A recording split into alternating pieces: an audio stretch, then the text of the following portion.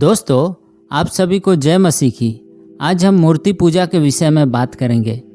परमेश्वर किसी भी प्रकार की मूर्ति पूजा को बर्दाश्त नहीं करता, इसलिए वे हमें पुराने नियम में और नए नियम में कई बार इसके लिए चेतावनी देता है। दोस्तों, परमेश्वर मूर्ति पूजा से नफरत करता है, क्योंकि मूर्ति तो केवल लकड़ी या पत्थर का टुकड़ा होता है जो मनुष्य के हाथ से बनाया जाता है। मूर्ति अपने आप में कुछ भी नहीं है, जिसमें अपनी कोई शक्ति नहीं। परमेश्वर का वचन मूर्तियों को व्यर्थ बताता है, इसलिए भजनकार और भविष्यवक्ता आमतौर से उनका ठट्ठा किया करते थे। मूर्ति पूजा एक ऐसा पाप है जो इज़राइल के इतिहास में बार बार हुआ। पहला लिखित वर्णन याकूब के परिवार का है। वहाँ याकूब ने आज्ञा दी कि अन्य जाति देवताओं को दूर किया जाए। दोस्तों, पहला घटना जिसमें संपूर्ण इज़राइल जाति मूर्ति पूजा में लगी वो सोने के बछड़े की उपासना थी, जबकि मूसा सीनै पर्वत पर था। दोस्तों, सभी मूर्तियों के पीछे दुष्ट आत्माएं और उसकी आत्मिक शक्तियां होती है, जिन पर शैतान का नियंत्रण है। मूसा और भजनकार दोनों झूठे देवताओं को दुष्टात्मा बताते हैं। यह भी ध्यान दें कि पौलुस मूर्तियों के सामने चढ़ाए गए मांस के लिए कुरिन्थियों की पत्री में क्या कहता है। गैर यहूदी जिन वस्तुओं की बलि चढ़ाते हैं उन्हें परमेश्वर के लिए नहीं वरन दुष्ट आत्माओं के लिए चढ़ाते हैं। दूसरे शब्दों में, मूर्ति पूजा के पीछे जो शक्ति है वह शैतानी शक्ति है और दुष्ट आत्माओं को जगत में काफ़ी शक्ति है, परंतु मसीही जानते हैं कि यीशु मसीह की सामर्थ दुष्ट आत्माओं की शक्ति से कहीं अधिक है। तो भी शैतान इस युग का ईश्वर होने के नाते इस वर्तमान दुष्ट युग में अपनी शक्ति का बहुत प्रयोग कर रहा है।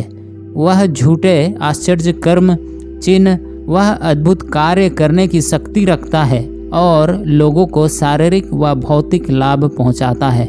दोस्तों, मूर्ति पूजा वह दुष्ट आत्माओं में संबंध को और साफ रूप से देख सकते हैं जब हम देखते हैं कि अन्य जाति धार्मिक सिद्धि, जादूगरी, भूत साधना, शुभ अशुभ मानने से संबंधित है। पवित्र शास्त्र बाइबल के अनुसार ये सारे शैतानी कार्य दुष्ट आत्माओं को सम्मान देने के लिए है।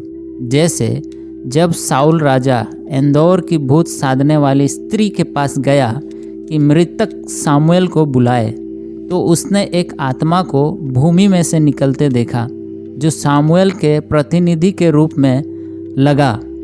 उसे आशा थी कि नरक में से कोई दुष्ट आत्मा आ जाएगी। दोस्तों, नया नियम लालच को मूर्ति पूजा के समान बताता है। संबंध स्वाभाविक है, क्योंकि दुष्ट आत्माएं भौतिक लाभ पहुंचा सकती है। वे लोग जो उनके पास है उसे संतुष्ट नहीं होते और अधिक पाने के लालची होते हैं। वे इन दुष्ट आत्माओं के सिद्धांत व इच्छाओं से संबंध रखते हैं ताकि वे उन्हें वह सब दे सके जो वे चाहते हैं।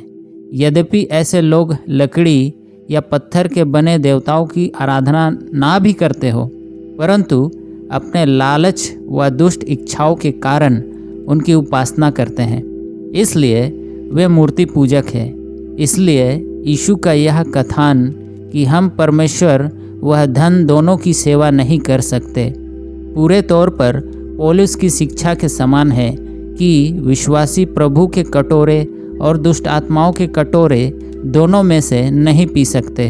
दोस्तों, इन सब बातों से पता चलता है कि परमेश्वर मूर्ति पूजा से कितना घृणा करता है, उसे बर्दाश्त नहीं करता, और परमेश्वर अपनी चेतावनियों को इस कथन से सहारा देता है कि वे सब जो मूर्ति पूजा में किसी भी रूप से फंसे हैं परमेश्वर के राज के अधिकारी नहीं होंगे।